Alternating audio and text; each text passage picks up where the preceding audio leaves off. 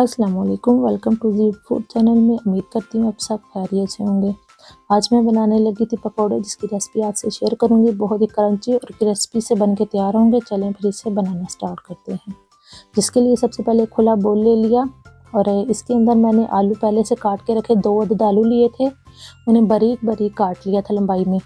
जितने बारीक कटिंग करेंगे उतने ही ज़्यादा ये क्रंची और क्रिस्पी से बनेंगे।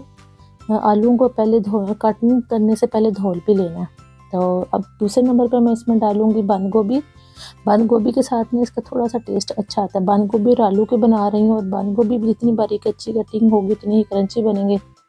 अब तीसरे नंबर पर इसके अंदर डालने लगी हूँ पालक। पालक जो है मैं थोड़ी सी ऐड कर रही हूँ, ताकि इसमें बंद गोभी भी डाली हुई। अगर आपको ये ब्लड प्रेशर वगैरह का इशू है तो आप इसे स्किप कर सकते हैं, लेकिन आलू और बंद गोभी के भी पकौड़े अच्छे बन जाते हैं। अब यहाँ पे मैंने 1 अदद प्याज लिया था, उसे बारीक स्लाइस में काट लिया है, वो भी इसके अंदर डाल दिया। तो उसे हाथों से थोड़ा थोड़ा सा मसल के इसके अलग-अलग लच्छे कर लेते हैं।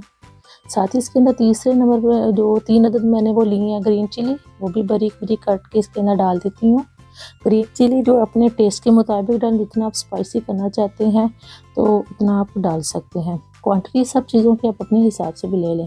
अब यहाँ पे 1 टेबल स्पून खुशक धनिया ऐड कर दिया मैंने। तो 1/2 टेबल स्पून हल्दी पाउडर ऐड किया, 2 tablespoon red chilli powder add कर दिया। और चिकन पकौड़ा मैंने थोड़ा सा मसाला डाला ताकि टेस्ट अच्छा आ जाए। नमक आप अपने टेस्ट के मुताबिक डाल दें। और अब यहाँ पे अनारदाना और ज़ीरा मैंने डाला है 1 टेबल स्पून। अब लास्ट पे इसके अंदर मैं डालने लगी हूँ बेसन। बेसन जो है मेरा घर का बना हुआ है, तो 1/2 कप मैं इसके अंदर पहले डाल रही हूँ और साथ ही साथ स्टेन कर रही हूँ, ताकि इसके अंदर कोई लम्स वगैरह या इसके अंदर कोई गुठली वगैरह हो वो एक साइड पे निकल जाए। तो मैं बेसन वगैरह कोई भी चीज़ ऐसे जब यूज़ करते हैं उससे पहले स्टेन कर लेते हैं। अब हाथों की मदद से इस सारे को अच्छे से मिक्स कर लेना है। पहले पानी नहीं डाला। अगर आप इसमें क्रंची और क्रिस्पीपन चाहते हैं तो आप इनमें बिल्कुल हल्का, जैसे पानी का छिड़काव किया जाता है ना किसी चीज़ के अंदर, तो इतना ही सिर्फ पानी डालना, क्योंकि हमने जो आलू काटे थे, प्याज और पालक वगैरह वो धोई थी, उसके अंदर पहले से ही पानी मौजूद था। अब इसे 10 मिनट के लिए रेस्ट देती हूँ। 10 मिनट के बाद दिखाती हूँ हमारा मसाला कैसे बनता है।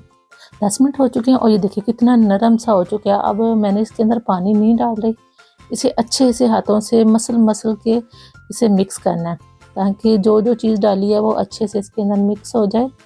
ये देखिए इसमें पानी और डालने की ज़रूरत ही नहीं पेश आ रही, जो हमारा पहले से इसके अंदर था वही लगा। अब थोड़ा सा बेसन कम है, इसके अंदर मैंने 1.5 कप मैंने और डाल दिया। ज़्यादा बेसन नहीं डालेंगे, ज़्यादा बेसन डालने से भी पकौड़े जो होते हैं क्रंची नहीं बनते। देखिए इन्हें अच्छे से मिक्स कर लेना। हाथों से अगर मिक्स करेंगे तो ज़्यादा अच्छा होगा, ताकि मसाला बिल्कुल अच्छा से, तो वो पानी नहीं डालने की देखिए ज़रूरत बिल्कुल पेश नहीं आई। पानी से भी ज़्यादा वो बिल्कुल नरम से बन जाते हैं। हमने क्रंची और क्रिस्पी से थोड़े से बनाने हैं, इसलिए मसाला मिक्स हो चुका है। अब इसे एक साइड पर कर देते हैं। फ्लेम में ऑन कर लेती हूँ, मीडियम लो फ्लेम है यहाँ पे, और कढ़ाई में ऊपर रख देती हूँ इसके। मैंने कढ़ाई में ऑयल पहले से डाल के रखा है, तो यहाँ पे ऑयल को मैं जो है गरम होने देती हूँ।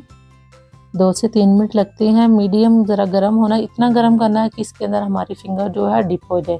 पहले भी इसके अंदर पकौड़े वगैरह मैंने बनाए थे, इसलिए इसके थोड़े थोड़े ज़रे हैं इसके अंदर।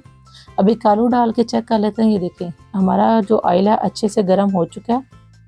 अब जितने साइज़, अगर आप चम्मच की मदद से ऑयल के अंदर डालना चाहते हैं उससे डाल लें, लेकिन मैं हाथ से ही डाल लेती हूँ, तो मुझे ये ज़्यादा अच्छा लगता है, ताकि उसके जितना हमने उसकी बारीक करना होता है उतना हो जाता है।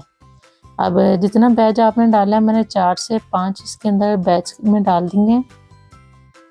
और इसे हल्की आंच पे, अब यहाँ पे फ्लेम मैंने थोड़ी सी बिल्कुल लो कर दी है, ताकि ये अंदर से भी पक जाए। 3 मिनट लगे हैं एक साइड से पकने में। देखिए अब इनकी साइड पलट देते हैं, और दूसरी साइड पे 3 से 4 मिनट लगेंगे। और इन्हें ऊपर से हल्का हल्का प्रेस भी करते रहना है, ताकि ये अंदर से भी हमारे अच्छे से पके हुए हों। बार बार अंदर से एक दफ़ा एक साइड पलट ली, फिर दूसरी कर ली। 5 मिनट तो मज़ीद लगेंगे इसे पकने में। ये देखें ऊपर से हल्का सा ऐसे प्रेस करें, ताकि ये अंदर से भी अच्छे से पक जाए। अंदर से जो बेसन वगैरह या आलू होता है वो अक्सर देखें ना पकौड़े वगैरह में कच्चा सा रह जाता है। देखिए हमारे तकरीबन जो पकौड़े हैं तैयार हो चुके हैं। एक दफ़ा इसका बैच फिर पलट देती हूँ, ताकि दूसरी साइड भी अच्छा सा कलर आ जाए। जब गोल्डन सा कलर आना शुरू हो जाए ज़्यादा हाई फ्लेम पे करेंगे तो ये जल्दी से जल जाएंगे। बिल्कुल मीडियम फ्लेम पे हमने इसे बनाया और ये देखिए पकोड़े बन चुके हैं। अब इसे अच्छे से निकाल लेते हैं ताकि ऑयल हमारा एक साइड से निकल जाए। और इसे प्लेट में निकाल लेती हूँ मैं। पकौड़ों को जो है ना आप फुल हाई फ्लेम पे ना बनाया करें। जब हाई फ्लेम पे बनाएंगे तो ये जो फ़ौरन से ऊपर ऊपर से तो हो जाएंगे, ये अंदर से कच्चे से रहेंगे। इसी तरह मैं बाकी के भी बना लेती हूँ और आराम से फिर से इसके अंदर डाल देंगे। अगर आपको मुश्किल लगती है हाथ से ये मसाला वगैरह ऑयल में डालने से, तो आप चम्मच की मदद से भी डाल सकते हैं। देखिए इसी तरह मैं बाकी के भी ये देखिए 3 से 4 में डाली। देखिए सारे मेरे पकोड़े बन के तैयार हो चुके हैं। और देखिए इसका क्रिस्पीपन और क्रंची कितना अच्छे से अंदर से बन के पक के तैयार हुआ है।